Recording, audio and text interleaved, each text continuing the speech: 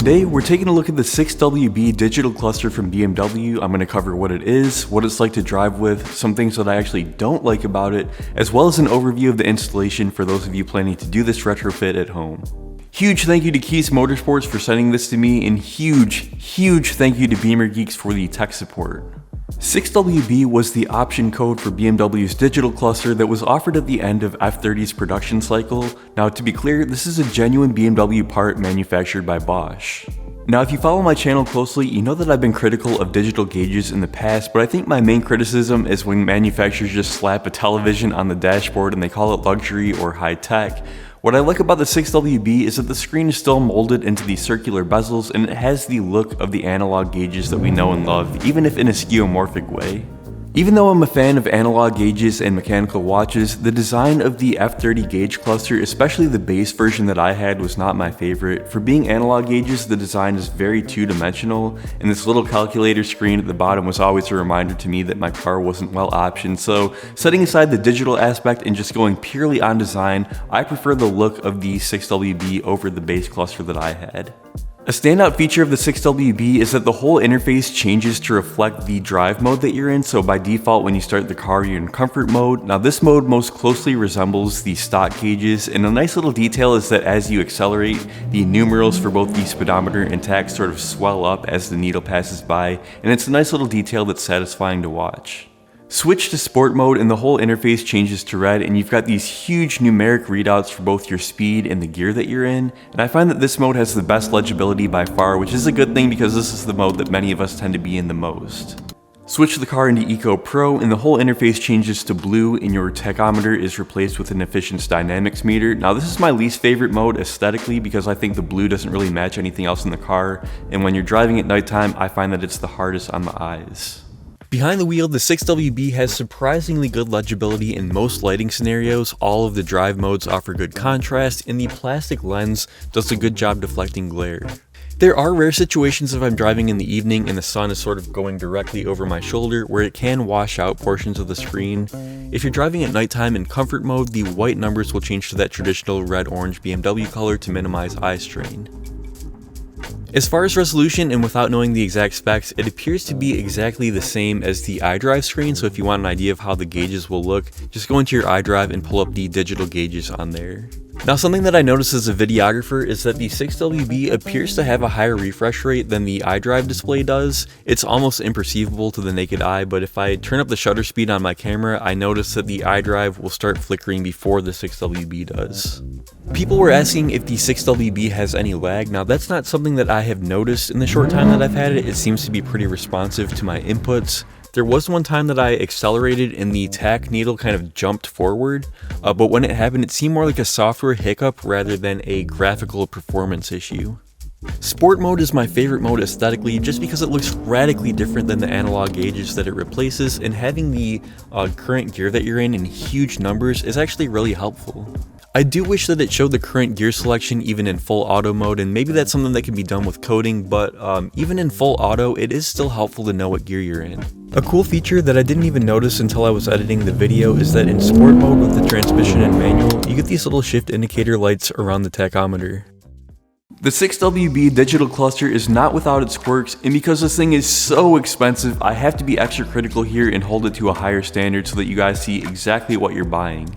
So first of all, the display. This is not a cutting-edge IPS display like you might find in a flagship smartphone. This is your standard edge-lit LCD panel, and what you're going to notice at nighttime is the black portions of the display are never quite black. They've always got this sort of bluish glow to them, which remind you that you are in fact looking at a small computer screen. Another thing that's going to become obvious at nighttime is that the fuel and oil temperature gauges aren't actually part of the display at all. They're actually analog gauges that are kind of disguised to look like they're part of the screen. The needles have like a flat design to them, and they're encased behind this plastic window that gives the illusion that it's all sort of one piece. But again, at nighttime, you're going to notice that these two gauges on the sides don't have that bluish glow that the screen portion does. It's kind of hard to tell from the driver's seat, but if you get up close and you shine a light directly on it, you'll see exactly what I'm talking about. Speaking of the oil temperature gauge, on the stock cluster you have numeric values printed on it so you can read what the actual engine temperature was. On the 6WB cluster, all you know is that the needle is somewhere in between hot and cold. Now, from what I've observed, when the engine's at operating temperature, the needle sort of reads dead center in between the two, so just keep that in mind. My number one complaint about the 6WB though is the blank space in between the two gauges. Now, if you have service due, it'll show a reminder there, or if you have a factory installed navigation system, you can have the turn-by-turn directions show up there, but most of the time, the space is just blank, and in my opinion, it's a huge missed opportunity by BMW. There's so many useful parameters that they could have displayed there.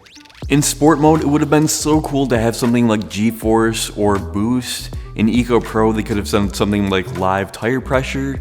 And I'm just like a bozo YouTuber from rural Michigan thinking of this stuff. Surely a software engineer at BMW could have had more ideas to utilize that space in the middle.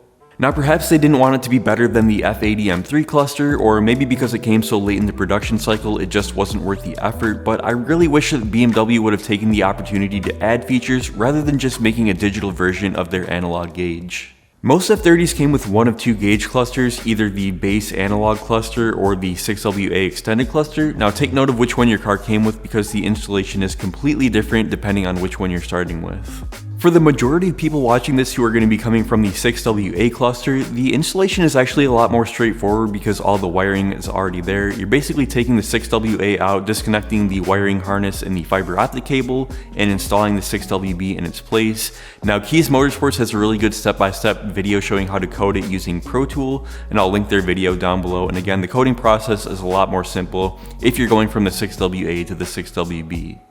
For those who are new to BMW and might not be familiar with coding, your car basically has a digital registry of all the parts that are installed, and when you change any of the major electronic devices, like the cluster for example, you need to tell the car that it's been changed in order for those parts to work correctly or at all. For those coming from the base analog cluster to the 6WB like I did, the install is a little bit more involved but not impossible. After removing the cluster from the dashboard, you'll need to remove your climate control faceplate and then take out the head unit, both of which are held in with T20 torque screws. Then you're going to look at the harness on the back of the head unit. Now, if you have an open fiber optic port, you'll need to purchase a two-way fiber optic cable that has two male ends.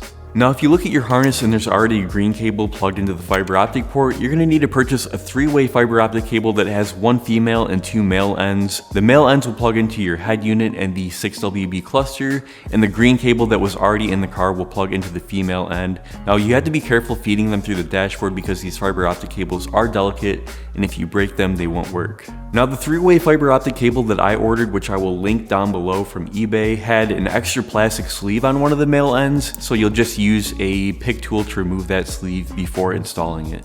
So as far as coding going from the base analog cluster to the 6WB, I'm working on a step-by-step written guide which I will have on my website down below, so check back in the description, that link will be available soon, but it can all be done within the Pro Tool app. Now, if you're thinking about buying a 6WB cluster, there's a couple things to know. First, there's two versions of the cluster, one for cars with a heads-up display and one for cars without. Now, if you order from Keys Motorsports, they only sell the heads-up display version. Now, there's no price difference and it's compatible with both, so if you have a non-heads-up display car like mine, you can still install it. You'll just have an empty blue port on the back that's not in use. It's just easier for them logistically to sell the most compatible version. For those who don't feel comfortable with the coding aspect, Keys offers this with a coding session with BeamerTech, where after you install it in the car, BeamerTech will go in remotely and code it for you. It adds $300 to the purchase price, but it could save you some time and frustration if you're not familiar with BMW coding.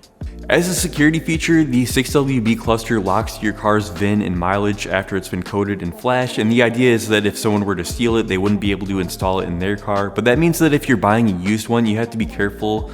There are companies that can reset or virginize the cluster, and when you're looking on eBay, you might find some that say that they've already been virginized, but just for the sake of ease of installation and to avoid potential headaches, I would recommend buying a brand new one that's never been installed in a different car.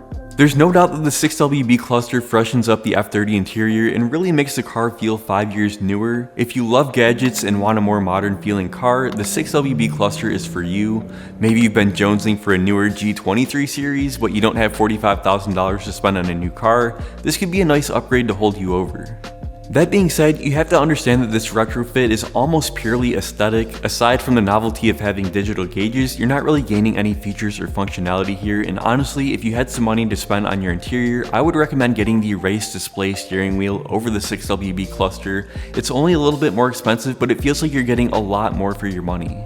The steering wheel actually has craftsmanship, the Alcantara is sort of a luxurious texture to hold onto, the little display at the top does add features like G-force and quarter-mile time, just to name a few, and the little light bar at the top really makes driving feel more exciting. Oh, and also, it's a genuine BMW part, so if I had to choose between the two, I'd honestly go for the raised display steering wheel before I get the 6WB cluster. So let me know what you think about the 6WB cluster down in the comments below. Do you think it's worth the hype? If you already have one, what do you like or dislike about it? Make sure you guys are subscribed. I may do a follow-up video in a few months after I've had some more time to drive with it. But thanks for watching, and I'll see you in the next video.